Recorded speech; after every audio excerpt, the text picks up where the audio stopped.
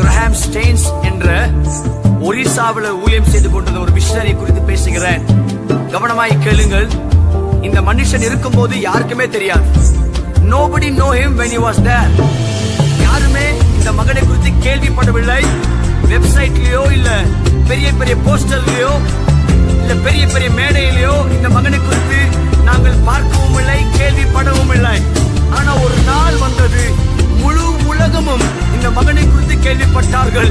அந்நிய ஜனங்களும் விசுவாசிகளும் எல்லா ஊழியக்காரர்களும் இந்த மகன் கிரஹாம் ஸ்டெயினை குறித்து கேள்விப்பட்டார்கள். எப்போ தெரியுமா?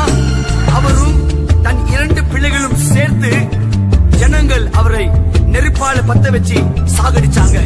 Then the world came to know about Graham Steins. இன்றைக்கு நாங்க எப்படியாப்பட்ட ஊழியம் செய்து கொண்டிருக்கிறோம்? ஐயா கவனமா கேளுங்க ஐயா. தம்பி தங்கச்சி மேடை எதிர்பார்த்து, மைக் எதிர்பார்த்து, காணிக்கைக்காக ரேட்டு கேட்டு டேட் கொடுக்கிற ஊழியக்காரர்கள் மத்தியில இந்த ஒரு மிஷனரிய பாரு, கவனமா பாரு.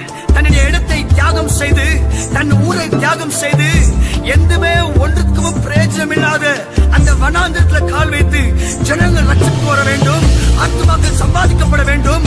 தன்னுடைய பணத்தை பேருக்காக மேடைக்காக அல்ல, தேவ ராஜ்யத்தை கட்ட வேண்டும் என்று அவர் பணத்தினாலே ஊழியம் செய்த ஒரு தேவ மனுஷனை நீ பார்ப்பாயாக.